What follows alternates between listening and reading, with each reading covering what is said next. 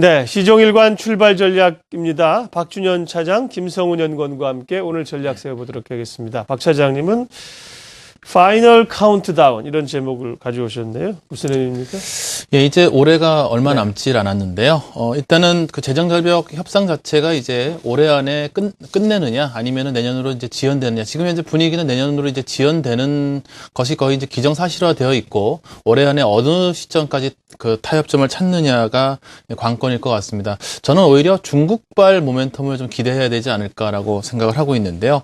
지금 현재 재정절벽 협상이 지연됨에도 불구하고 금융시장은 굉장히 좀 차분합니다. 오늘 같은 경우에도 지금 코스피가 전일 중국 시장이 상당히 큰 폭으로 상승하면서 그걸 반영하고 있는 것으로 보이는데요.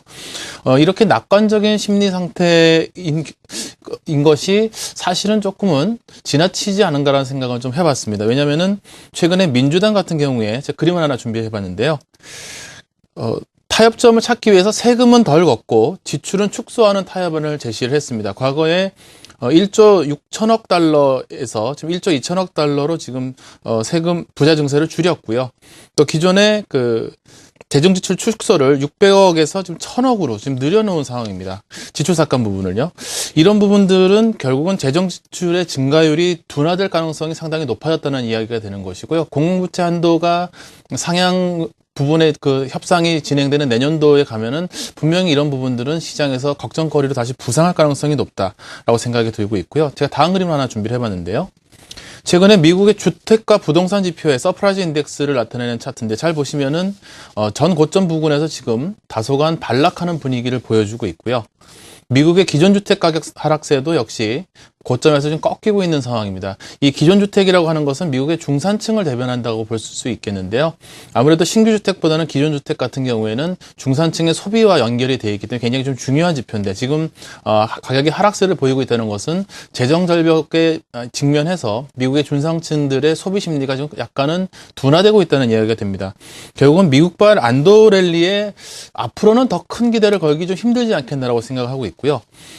그렇기 때문에 중국 쪽 최근에 보시면은 중국 쪽에 그 기업 실적의 분기별 성장률을 보시면은 2012년 3분기가 저점으로 4분기 이후 굉장히 턴어라운드 될 것이 그 예상이 되고 있습니다. 그렇기 때문에 연말의 그 투자 전략은 결국은 대형주보다는 중소형주 쪽 그리고 미국발 모멘텀보다는 중국발 모멘텀에 기댈 시점이 아닌가라고 생각을 하고 있고요. 다만 이제 중국 관련 섹터들의 문제점이 있습니다. 뭐냐면은 그동안에 많이 빠졌던 산업재와 소재업종 같은 경우에는 이익 창출에 대한 의구심이 좀 크고요. 소비 관련주들은 너무 많이 올랐기 때문에 주가 밸류에이션에 대한 부담이 크다는 점이 좀 문제점일 것 같습니다. 그렇기 때문에 대응 전략은 조정 시에 매수 그리고 상승 시에 매도하는 트레이딩 전략을 제시해 드리도록 하겠고요. 관심주로서는요. SK이노베이션, 금호석유, SKC, GKL, 이수화학 그리고 여천 NCC를 끼고 있는 대림산업을 관심주로 드리도록 하겠습니다. 네. 어제 성탄절이라 우리는 휴장을 했는데 중국 증시는 열렸군요. 중국이 2.5% 상승했고 일본도 개장을 했네요. 1.4% 강세였고요. 중국 모멘텀 기대한다고 하셨습니다. 김성훈 연구원은 2013년 게임 업종 분석해 주신다고요. 네. 일단 올해 좀 게임 업종 상당히 가장 핫한 엔터주와 더불어서 가장 핫한 어떤 업종이라고 볼 수가 있겠는데요. 네. 최근에 주가 부진의 어떤 흐름에 맞춰서 올해 주가 부진의 원인과 그리고 내년도 어디서 좀 투자 힌트를 찾을 수 있을지 한번 간단하게 살펴보도록 하겠습니다. 일단 게임 업종의 메리트의 경우에는 한번 대박이 터지면 그것이 10년 넘게 좀 큰 수익을 가져다 준다는 것이 가장 큰 메리트라고 좀 볼 수가 있겠는데요. 그래서 준비된 자료를 한번 보도록 하겠습니다.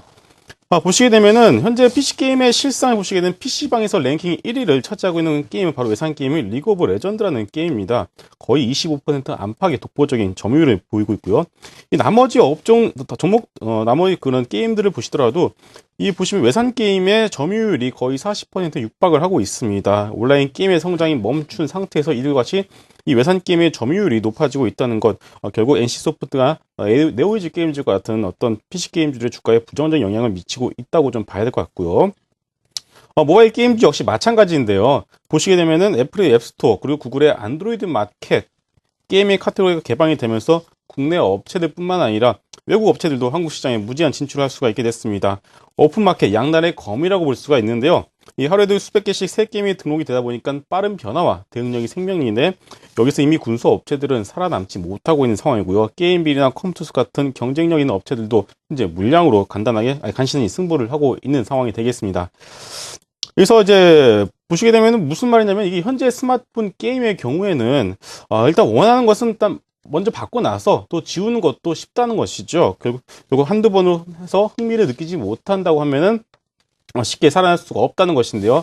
하루에 뭐 게임을 3, 40만 개 팔아야 불구하고 매출은 생각보다 나오지 않는다는 것. 결국 수익 구조가 생각만큼 산탄하지 못하다고 좀 볼 수가 있겠습니다. 그래서 또 그림을 보시게 되면은 그래서 2014년 게임 업종의 경우에는 가장 중요한 키워드는 신흥시장의 개척이라고 좀 볼 수가 있겠습니다. 보시면 모바일 어플리케이션 분석 사이트인 플러리에서 지난주에 발표한 보고서가 하나 있었는데요. 미국과 유럽이 아닌 중국을 비롯한 이 베트남과 칠레와 같은 신흥 국가들의 200% 이상의 모바일 어플리케이션 시장에서 고성장세를 보여주고 있습니다.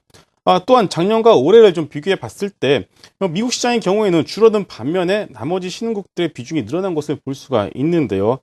결국 미국 시장이 성숙기로 들어간 반면에 나머지 시장들은 성장기이기 때문에 이러한 큰 흐름에서는 우리나라 업체들에게 있어서도 분명히 또 다른 기회라고 볼 수가 있겠습니다.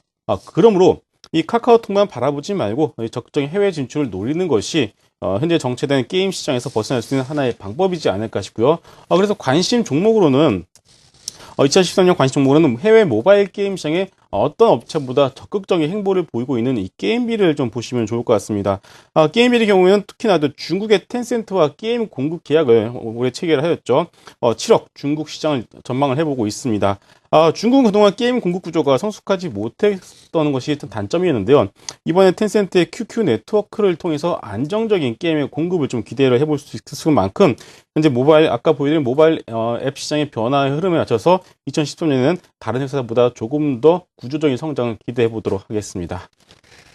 네, 시종일관 출발 전략 두 분 함께 했습니다. 박준현 토러스 투자증권 영업부 차장, 김성훈 코리아 인베스트 연구원 수고해 주셨습니다. 고맙습니다.